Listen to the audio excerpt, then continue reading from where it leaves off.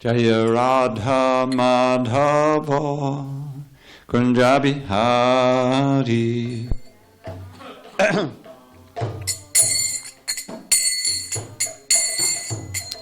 Jaya Radha Madhava Kunja Bihari.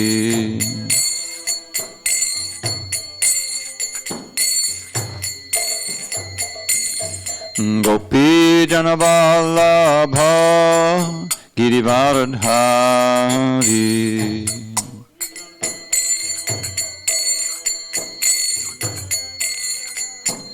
Jaya Gopi Janavallabha Girivaradhari.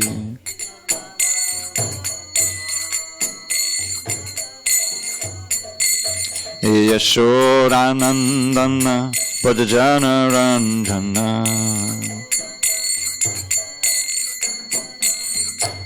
Yashodanandana Brajajana Ranjana.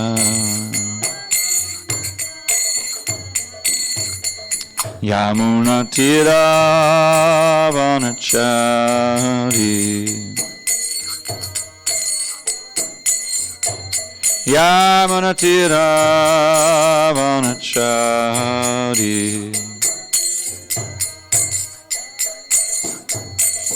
Jaya Radha Madhava Kunja Bihari.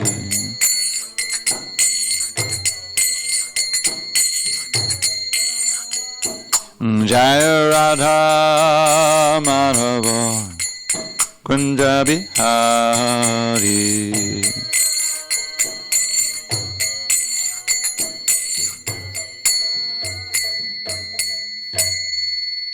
Jai Vishnupad Paramahamsa Bhadragacharya Ashtottara Shri Srimad Divine Grace Srila A.C. Bhaktivedanta Swami Prabhupada Ki Jai. ISKCON BBT Founder Acharya Srila Prabhupada Ki Jai. Jai Om Vishnupad Paramahamsa Bhadragacharya Ashtottara Shri Srimad Divine Grace Srila Bhakti Siddhanta Saraswati Thakur Ki Jai. Ananda Koti Vaishnavini Ki Jai. Namacharya Srila Haridas Thakur Ki Jai. Grantaraj Srimad Bhagavatam Ki Jai. Samaveda Bhaktivinoda Ki Jai. All glories to the assembled devotees. All glories to the assembled devotees. All glories to the assembled devotees. All glory to Shri Guru and Gauranga. Narayanam Namaskritya Narang Chaiva Narottamam Deving Saraswatim Vyasam Tato Jai Mudirayet. Before reciting the Srimad Bhagavatam, which is our very means of conquest, we should offer our respectful obeisances unto Lord Narayan, the Supreme Personality of Godhead, unto Narayan Rishi, the supermost human being, unto Mother Saraswati, the goddess of learning, unto Srila Vyasadeva, the author, and unto Srila Prabhupada, the translator, commentator, and our spiritual master. Nashta Prayesha Bhadreshu Nityam Bhagavata Sevaya Bhagavat Yuttama Shloke Bhakti Bhavati Naishtiki. By regular attendance in classes on Srimad Bhagavatam and by serving the pure devotee, all that is inauspicious within the heart is destroyed, and loving devotion to the Supreme Lord who is glorified in transcendental songs is established as an irrevocable fact. Om Namo Bhagavate Vasudevaya. Om Namo Bhagavate Vasudevaya. Om Namo Bhagavate Vasudevaya. On this 22nd day of January 2020 in SanDiego, we're reading from Srimad Bhagavatam, translation and commentary by His Divine Grace A.C. Bhaktivedanta Swami Prabhupada. We are in Canto 4, entitled The Creation of the Fourth Order, Chapter 22, entitled Pitu Maharaj's Meeting with the Four Kumaras, text number 10. Adana apite dhanyah sadavo grihamedinaha Yadgriha yarha varayambu Trinabhum Ishwaravaraha. 1 second. Adona apite dhanya Sadavo grihamedinaha Yadgraha yarha varayambu Trinabhum Ishwaravaraha. Adhana apite dhanya Sadnavo grihamedinaha Yadgraha yarha varayambu Trinabhum Ishwaravaraha.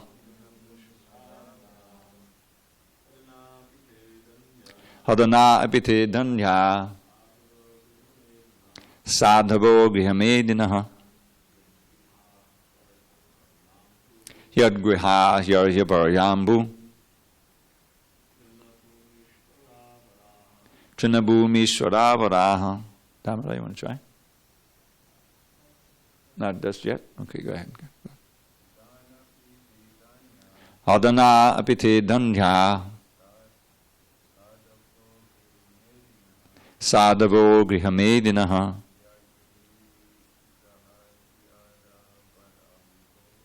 Yadgriha yarha varayambu Trinabhum Ishwaravaraha. Go ahead.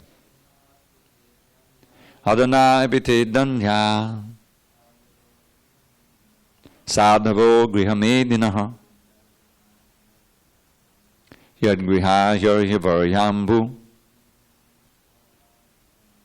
Trinabhum Ishwaravaraha. Adana apite dhanya Sadhavo grihamedinaha Yadgriha yarha varayambu Trinabhum Ishwaravaraha. Adana, not very rich. Api, although. Te, they. Dhanyaha, glorious. Sadhavaha, saintly persons. Grihamedinaha, persons who are attached to family life. Yatgrihaha, whose house. He, certainly. Arhavarya, the most worshipable. Ambu, water. Trina, grass. Bhumi, land. Ishvara, the master. Avaraha, the servants. Translation. A person who is not very rich and is attached to family life becomes highly glorified when saintly persons are present in his home. The master and servants who are engaged in offering the exalted visitors water, a sitting place, and paraphernalia for reception are glorified, and the home itself is also glorified. Purport. Materially, if a man is not very rich, he is not glorious, and spiritually, if a man is too attached to family life, he is also not glorious. But saintly persons are quite ready to visit the house of a poor man or a man who is attached to material family life. When this happens, the owner of the house and his servants are glorified because they offer water for washing the feet of a saintly person, sitting places, and other things to receive him. The conclusion is that if a saintly person goes to the house of even an unimportant man, such a person becomes glorious by his blessings. It is therefore the Vedic system that a householder invite a saintly person into his home to receive his blessings. This system is still current in India, and therefore saintly persons, wherever they go, are hosted by the householders, who in turn get an opportunity to receive transcendental knowledge. It is the duty of a sannyasi, therefore, to travel everywhere just to favor the householders who are generally ignorant of the values of spiritual life. It may be argued that all householders are not very rich, and that one cannot receive great saintly persons or preachers because they are always accompanied by their disciples. If a householder is to receive a saintly person, he has to receive his entourage also. It is said in the Shastras that Dravida Muni was always accompanied by 60,000 disciples, and that if there was a little discrepancy in their reception, he would be very angry and would sometimes curse the host. Dangerous. The fact is that every householder, regardless of his position or economic condition, can at least receive saintly guests with great devotion and offer them drinking water, for drinking water is available always. In India, the custom is that even an ordinary person is offered a glass of water if he suddenly visits and one cannot offer him foodstuff. If there is no water, then one can offer a sitting place, even if it is on straw mats. And if one has no straw mat, he can immediately cleanse the ground and ask the guest to sit there. Supposing that a householder cannot even do that, then with folded hands he can simply receive the guest saying, "Welcome, svagatam." Svagatam means suagatam. It's good that you've come. And if he cannot do that, then he should feel very sorry for his poor condition and shed tears and simply offer obeisances with his whole family, wife, and children. In this way, he can satisfy any guest, even if the guest is a saintly person or a king. Om jnana timirandasya jnanandana shalakaya chakshu unmilitam mena tasmai shri gurave namaha. I was born in darkness of ignorance, but my spiritual master Srila Prabhupada opened my eyes with the torchlight of knowledge. I offer my humble obeisances unto him and all members of Sri Parampara, the disciplic succession. So here, Maharaj Prithu is it Maharaj Prithu speaking? I've lost track here. Yes, he's continuing, yeah. So he's giving us instruction on how important it is to receive, especially saintly persons, wherever we may be, in our homes or in the temple, because what that does is it kind of opens up a channel, and the person is enlivened to give you not only blessings but knowledge. It is said that if someone is, doubtful, in opposition, and not very interested, then the person is not very interested to speak, especially the great saints. They're looking for a fertile heart, a little bit somebody who's receptive, who'll take the knowledge and cherish it. That's really what draws out these great souls. Just like we're listening to this Bhagavatam, well, what's the context? Of course, it's conversation within conversation. But the basic principle is that Shukadeva Goswami spoke this to Maharaj Parikshit, who was as eager to hear as you could possibly be. He gave up his whole kingdom, sat down on the bank of the Ganges, and waited, gave up his royal raiment, and simply waited for whatever was going to happen. He was going to die in 7 days. But it was, he chose the most auspicious place. There was a great gathering of all kinds of sages. And then Shukadeva Goswami came specifically to speak to him because he was the best listener it could possibly be. All he did was hear. There's one point where he says, who cares? Let the snakebird come now. I don't care. But you just keep glorifying the Lord. You keep speaking about Krishna. That's what's keeping me going. Imagine sitting, no eating, no sleeping, 7 days, just hearing. We have trouble sitting for 5 minutes without our mind wandering. So that's what how valuable it is when a saintly person graces your house. It's seen as a great blessing, and the standard is to wash the feet and sprinkle it on your head, offer a nice sitting place, sweet words, food, nice food like that. Krishna himself, he showed this principle when Sudama Vipra came, his old friend from school days, from the Gurukul, SanDiego Muni. What could be a greater contrast? This Sudama Vipra was so poor, his clothes were tattered, and he was very skinny. He couldn't have hard enough anything to eat. So his wife, she thought, he has his old friend, his Krishna, who's living in Dwarka in 16,000 palaces. He can go, and Krishna will give him something and relieve some of his suffering.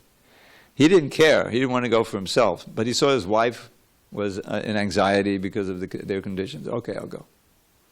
So she said, "Well, we have to bring Krishna something." They were so poor they had nothing in the house.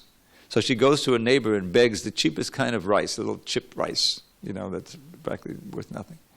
And she ties it in his little cloth, and off he goes to Dwarka. You can imagine the scene. His clothes are tattered, and he's not very well groomed, and he's going, to see his old friend Krishna. So he's a pure Brahman. He's able to walk. There was all kinds of guards and everything. The whole point of Dwarka is impregnable, because Krishna has all these enemies, these demons, But he's got this fort in the ocean, so it's very difficult to attack. So somehow there's some bridge or way of getting there, but it's all guarded very carefully. But they see the Brahman, effulgent Brahman, let him in, let him in, let him in, and then he goes to the main palace. Rukmini's palace is 16,108 palaces. This is the most beautiful one, and Krishna is there, as he is in all the palaces. He sees him coming from a distance, and he's so happy to see him. He goes up to him and he gives him a big hug, And all the palace attendants and the other ladies who were there, wonder who is this Brahman he gets so much. Krishna doesn't embrace anybody but Rukmini and Balaram. And then he takes him, welcome, welcome, Sudama, and puts him on the bedstead. The silk. It says it's white as pure and soft as the foam of milk. This is the standard comparison with the bedstead. So there he's sitting on his super opulent bed. Rukmini is fanning him, the goddess of fortune. Krishna is bathing his feet. He's bathing his feet, putting the water on his head, giving him a reception like this. And finally, he asks, I think he gives him some food, and what's up? How can I serve you? So he doesn't want to ask anything. He doesn't want to ask anything of Krishna. So they start reminiscing about the old days, how they, Krishna arranged it. It's just amazing. Here's the Supreme Personality of Godhead, and he takes the role as an example for everybody of being a humble brahmachari in a school.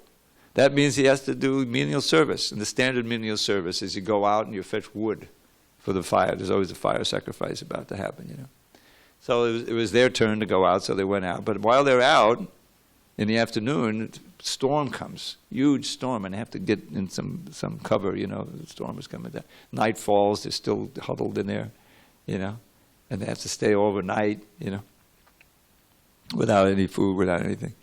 So in the morning, the Sandipani Muni and all the other, students go out looking for Krishna and Sudama, and they find him there. And I think at that point, Sudama, they remember that the teacher praised them. This is the standard for humble service, menial service.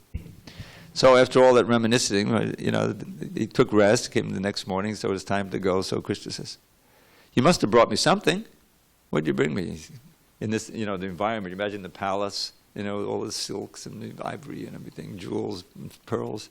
How can I give him this chipped rice? He said, "No, I can't. And Krishna knows by his power. Let me see what you got there.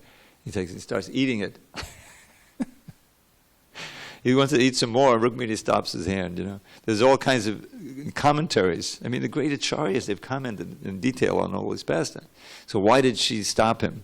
One of the commentators I remember said because she wanted to get some. Because she was, this is very sacred. This is offered by this great soul, Siddhanta.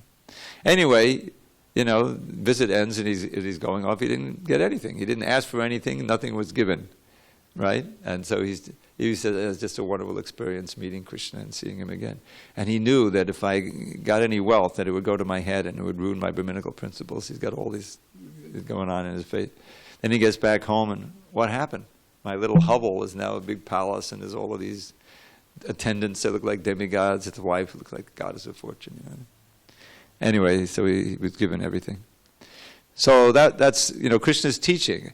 It's very important to understand what part of Krishna's life and what we should emulate, not imitate, but emulate, follow.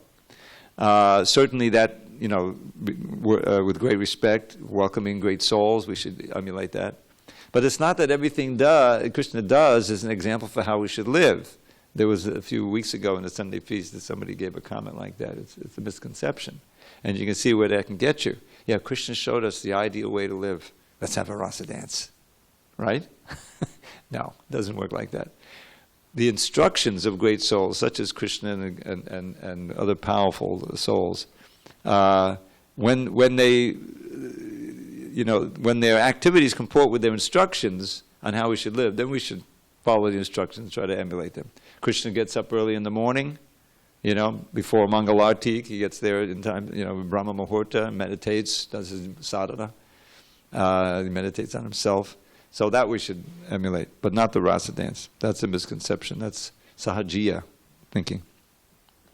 So this is the whole purport here is about greeting saintly guests, and I think it's pretty clear that somehow or other, even if one has nothing, one has to welcome them with sweet words and at least bow down and offer obeisances and apologies if you can't offer anything more. So if there's no discussion on this, I will go on, if it's okay. Okay. Text number 11.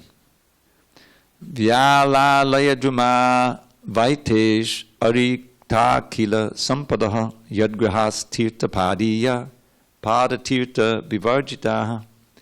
On the contrary, even though full of all opulence and material prosperity, any householder's house where the devotees of the Lord are never allowed to come in, and where there is no water for washing their feet, is to be considered a tree in which all venomous serpents live. So this is the warning. Purport. In this verse, the word Tirtapadiya indicates devotees of Lord Vishnu or Vaishnavas. As far as Brahmins are concerned, in the previous verse, the mode of reception has been already described. Now, in this verse, special stress is given to the Vaishnavas. Generally, the sannyasis, or those in the renounced order of life, take trouble to enlighten the householders. There are ekadandi sannyasis and tridandi sannyasis. Who remembers what that means? Damodar Kumar. What does the ekadandi mean? One what? One stick. That's a dandi means a stick. When you go dandavats, you're falling down like a stick. Yes, so the sannyasis traditionally carry a stick, but it's one. It's just one stick. Tridandi.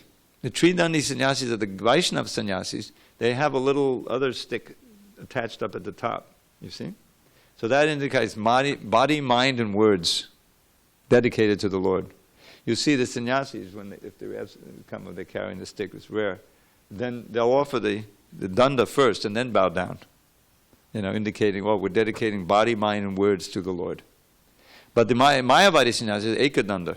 We're one with the Lord. You see? It's an important distinction.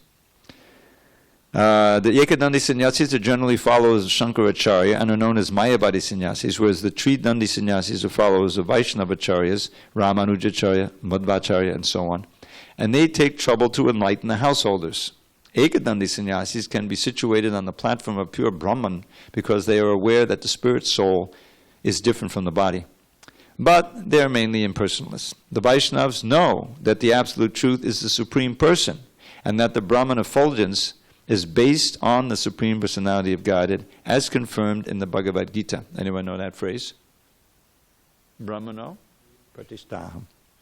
Brahmano hi pratishtaham. What is it? Let's break that down so you get used to these things. The word aham is in there. Aham means I.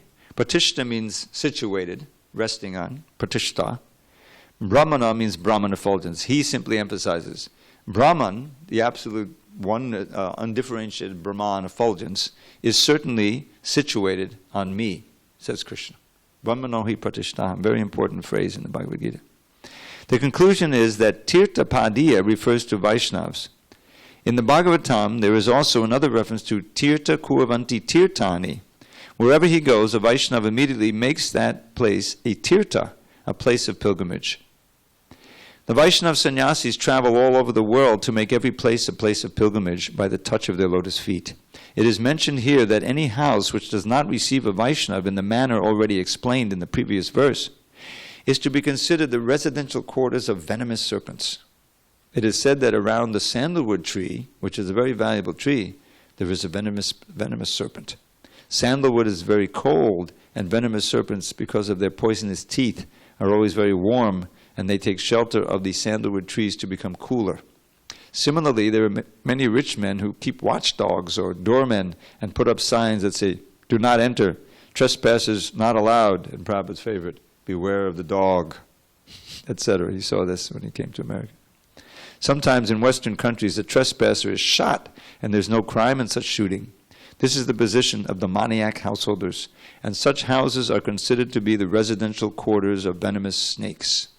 The members of such families are no better than snakes because snakes are very much envious, and when that envy is directed to the saintly persons, their position becomes more dangerous. It is said by Chanakya Pandit that there are two envious living entities, the snake and the envious man. The envious man is more dangerous than a snake because the snake can be subdued by charming mantras. I'm going to look at that, charming mantras. Snake charmers, okay. Or by some herbs. But an envious person cannot be pacified by any means. So, a lot of information here.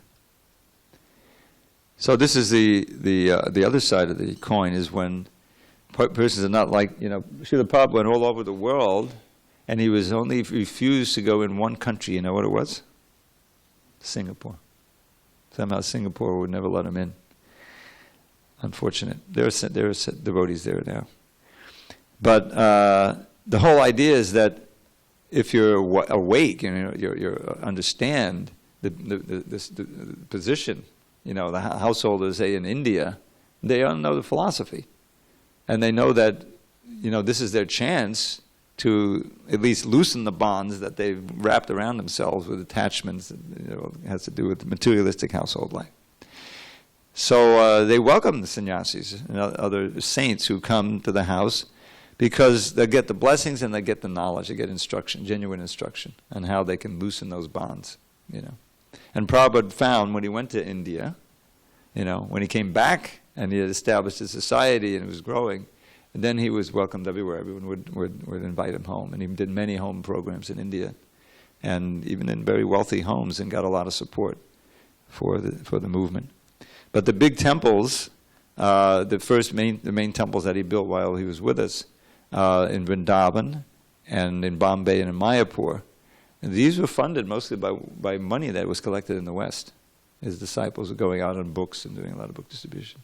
I remember when I first came to Brooklyn Temple in New York in '73. I didn't know it at the time, but they were on a fundraiser. They were gathering, they were distributing books, but also any other way they were able to beg money, basically, in order to get a new temple. Eventually, they were able to get the 55th Street Temple, an 11-story building in Midtown Manhattan, which today would probably go for a couple of $100 million. They got it for like $200,000 at that time. But I mean, that's still a lot of money to collect, So they had collected a fair amount of money, and then Prabhupada, would contact them, we're trying to get this land in Bombay, so send all the money, that you collected. So they were happy to do that. This is what Prabhupada wants, and so the Westerners bought that land, and those who were involved in that are eternally benefited. So, but in India, there's a tradition even today to welcome saintly persons into the house, But if they're not, if they're kept out, and that the Western ways are also entering into India, where there's so many guards and there's so many fences and there's so many dogs and whatever, then it's like a place where the envious serpents are residing. So this is why we have, when I first came here to this temple, there was a sign in the back. It said ISKCON, the Harekrishna Visitor Center. The idea was to invite everyone in. It was a different time.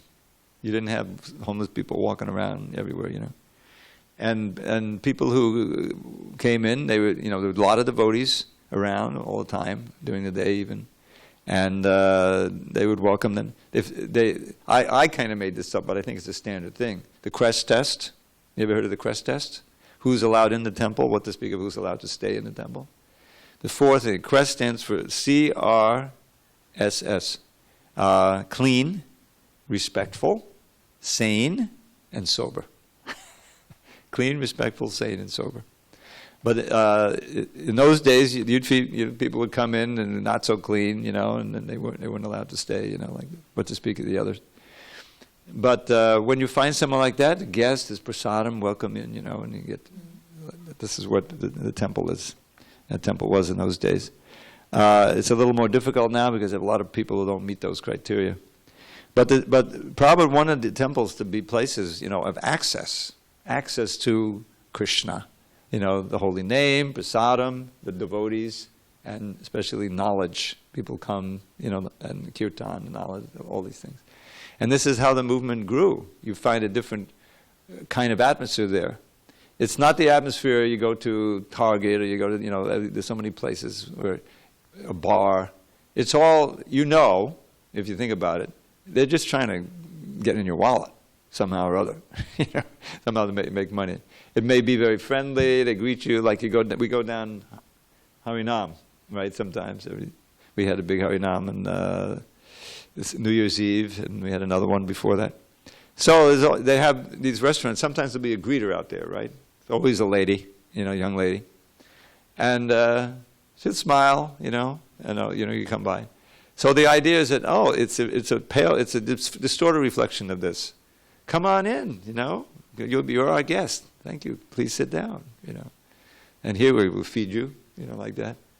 And then when the whole thing is done, here's the bill, $200 or whatever it is. It's outrageous, That's what. But people, this is part of human life, is being greeted and offered, things and so by friends.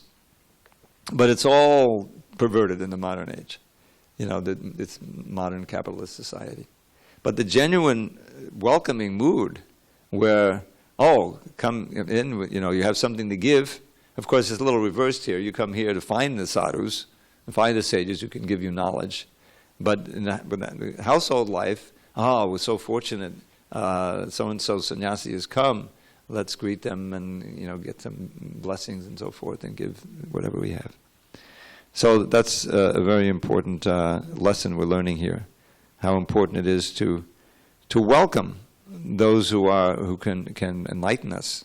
I mean, that's the basic principle of the Krishna consciousness movement. Is to train people who can then give this precious knowledge to others, because the world is suffering for it. I mean, when Krishna came, why did he come? I've just been reading Krishna book. He started Krishna book, and Bhumi is very distressed. You remember that? She takes the form of a cow, and she goes to Brahma to complain about all the demons who are overrunning the earth. Very painful for her, supporting all these demons. We know some of them, Jarasan and Kamsa, and all of their cohorts, a lot of demons, and with all their armies. And so Bhumi is distressed by that. And so she goes to the Brahma, and then she and the other demigods, they all go to the shore of the ocean milk, and he meditates and gets a message transmission from Chirat Akshay Vishnu. I'm coming soon. Don't worry. All of you, by expansion, should take birth in the Yadu dynasties and so forth, and prepare for the advent, my advent, So he's assuring them. Why does Krishna come? Well, he comes for several reasons. Basically, he comes for, as he says in the Bhagavad Gita, because there's a discrepancy in the Dharma. Yada yada hi dharmasya glani bhavati bharata abhyutanam adharmasya tadatmanam sajamyaham. That when there's an upsurge of irreligion and all kinds of discrepancies take place, at that time I manifest myself. So Jami literally means to manifest myself on earth. He descends to protect the devotees, Pradatanaya Sadhanam, to destroy the miscreants, and to reestablish genuine religion. Why does he care? Because there's a connection. He never forgets the connection. We're all suffering. We've forgotten him, but still we're his children, so he comes to try to give a real Dharma. Dharma and Gyan personified. Wherever Krishna lived, he was making people more religious and attracting and spreading Dharma and destroying adharma. So, but then he left. 125 years, he left. So then the question, well, what's going to happen now on this earth? You know the answer. The famous, who's maintaining the Dharma and the Gyan now? Yeah, Krishna, thank you. Krishna Swadamo Pagate Dharma Jnana Devi Saha Kalo Nashta Disham Esha Puranako Dunodidaha. Purana refers to this Bhagavatam, Srimad Bhagavatam. It's like the sun. Arka means the sun. Puranako Adunodita has risen. So after Krishna went back to Goloka, Krishna Swadhamo Pagate, he returned to his own Dhamma, taking with him Dharma and Gyan. In other words, he was personified religion and knowledge, genuine knowledge. And whatever influence he had, wherever he went, he would spread that, he would create that, he would destroy a Dharma and give real Dharma and real knowledge. So he was a great force for good, obviously. And he left Bhagavad Gita, But specifically in this verse, it says, now that he's gone back, taking Dharma and Gyan with him, this Srimad Bhagavatam has arisen like the sun to give light of knowledge to the benighted souls of this age. So this is really our shelter here. The Bhagavatam is the ripened fruit of the tree of all the Vedic knowledge. We don't have time, we don't have the ability to study all the Vedas, Vedanta Sutra and all the Puranas. Even getting through the Mahabharata. I experienced, mostly we know the Mahabharata through the Bhagavad Gita. But Mahabharata is a vast literature. The Bhagavatam is 18,000 verses. The Mahabharata is 100,000. So, do we have to study all this? It was written actually for us because it's full of all these stories. Incredible amount. We know the main storyline, but there's a whole bunch of other stories in there that are fascinating. I remember working on the Mahabharata. At one point, the BBT was going to print it. The Adi Kanda, which is like 72 chapters long, or at least that. And I tell this story, and I'm working, and when I'm primarily I began this whole career as a proofreader, and I loved it. There's something in my nature to be very picky and change. Oh, there's a comma missing. Let me fix that. That gives me a lot of satisfaction. Is this comma italic or not? It should be, little technical stuff. So I had to go through this whole Adi Kanda, and there's also substantial real editing work to be done. So I come to this point. And there's some pastime going on with the nagas. Nagas are a certain kind of snake. One kind, I forget, has the many hoods, like Kaliya. I forget if this was the kind. I think they were. So they have their own loka. There's a whole planet of them somewhere. I didn't know that. I think down below this planet. And there they describe the head naga, his name. And then they started listing names, dozens and dozens and dozens of names of the chief nagas on Nagaloka. And I'm looking at the diacritics, I'm thinking, is that Karmika? I think, well, do I really need to know this? What's going on here? In other words, a whole bunch of the Mahabharata is a lot of information that doesn't pertain directly to Krishna and Krishna Bhakti. And this is what happened at the beginning of Bhagavatam. Narada Muni Vyasadeva has just finished writing all these other literatures besides the Bhagavatam. They're vast. The 4 Vedas, Rik, Sama, Yajurveda, containing the Upanishads, the Vedanta Sutra, the Mahabharata, and all the other Puranas, all the 17 other Puranas, some of them huge. We have 18,000 verses in the Bhagavat Purana, Bhagavatam. There's 90,000 in the Skanda Purana. There's a list at the end of Bhagavatam of the main Puranas with all their verse length. Practically all of them are longer than the Bhagavatam. Anyway, all of that he wrote, and then after that he was dissatisfied. He said, well, I missed something. Because why did he do it? He wrote it down rather than just speak, because before, in previous ages, you had the students were so clear-minded and calm-minded that they could just hear once and remember. We're listening to Shukadeva speak to Pariksit, but we're actually listening to Sutta Goswami speak to the sages at Naimisharanya sometime later. He remembered the whole thing just by hearing it. Shukadeva speak. Shukadeva didn't go, he didn't make any tapes or recordings that you could go. He just spoke it once, and his Sutta Goswami was so clear, and Shrutidhar, that he heard the whole thing repeated it to the sages at Naimisharanya. So, but Vyasadeva, these Kali Yugites, they'll never be able to remember, They'll sit in the class and leave and forget everything. So we have to have books. So he started writing. In fact, that's one of the meanings of his name, is that he codified everything, wrote it down, and divided it amongst the disciples so they could propagate. So all of these books had been written, and still he says, I'm not completely satisfied. I missed something, you know. So Narada Muni comes, his spiritual master, in his distress, and he chastises him, basically. He said, do you really think that the body and the mind are proper objects of self-realization? In other words, he's saying, you know, you missed the essence. And basically, he's a very important chapter 5, first canto. Prabhupada would always quote these verses. And what he says, Balaram, you probably never realized this, but I've been listening to some talks by Gopi and other things.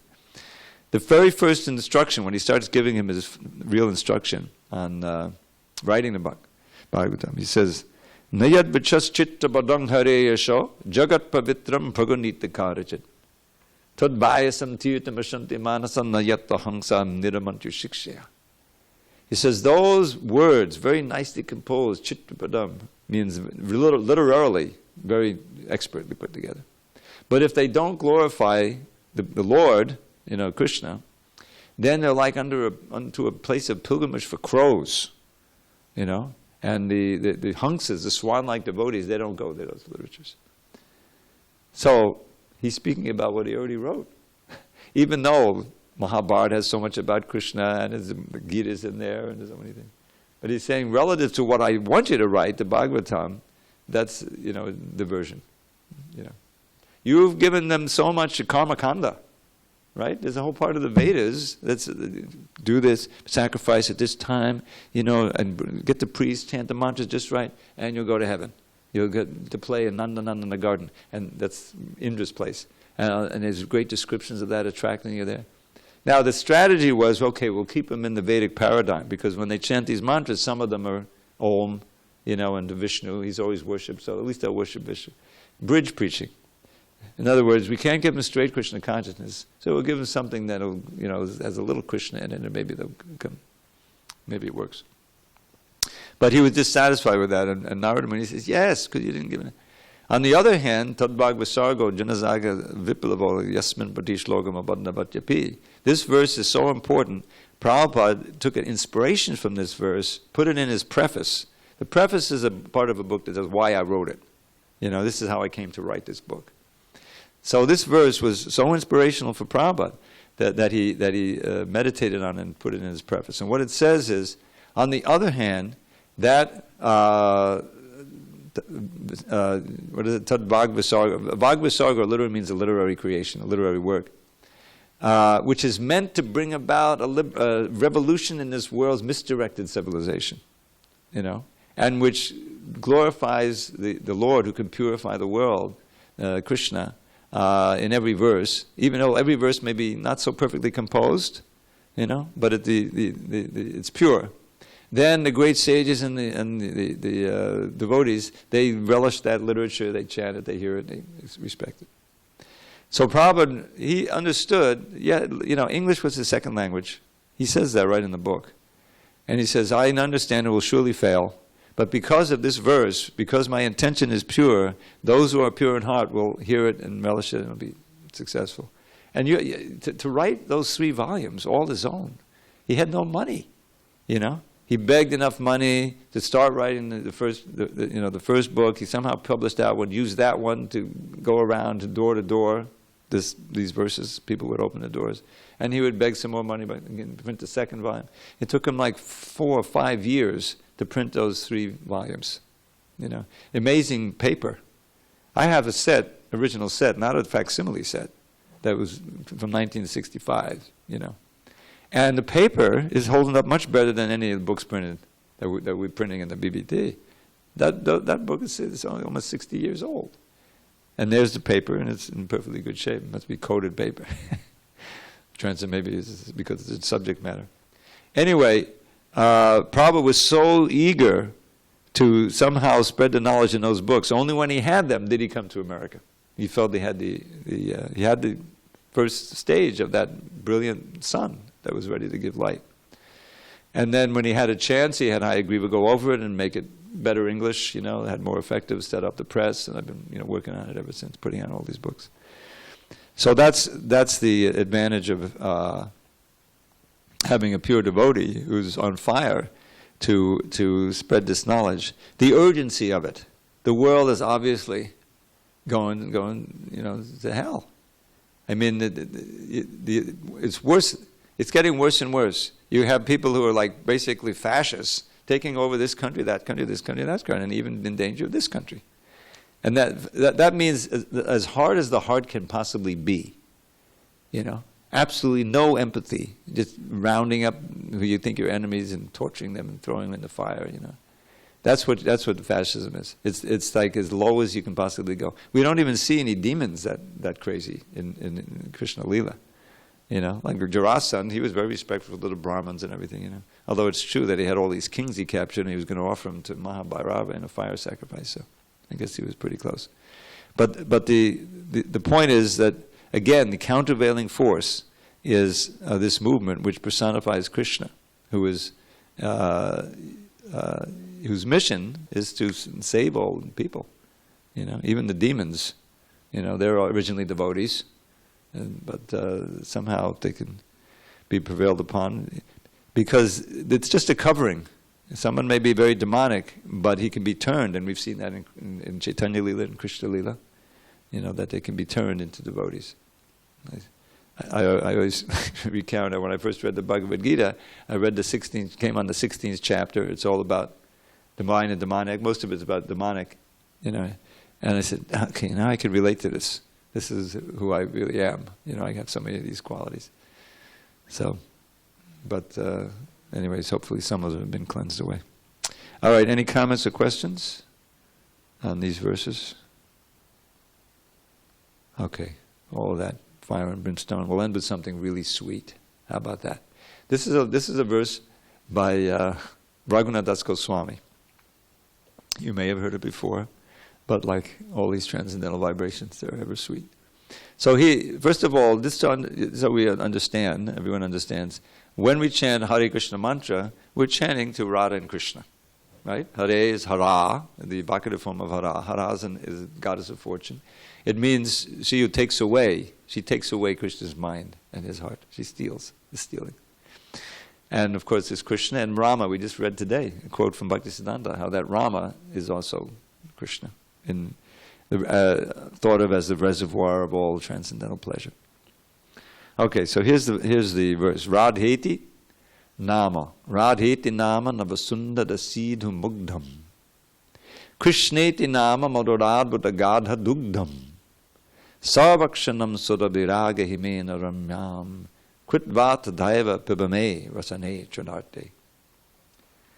So he's instructing his tongue, an excellent fresh nectar drink with endless subtle tastes, such as the name of Radha, by whom all three worlds are graced. Condensed milk that is wonderfully delicious, thick and sweet, such as the name of Krishna, in whom all attractions meet. Now mix these drinks, O thirsty tongue, and add the cooling spice of love, a prize the wise will try to buy at any price. And then at every moment, drink this beverage most fine, and make my heart supremely blissful, peaceful, and divine.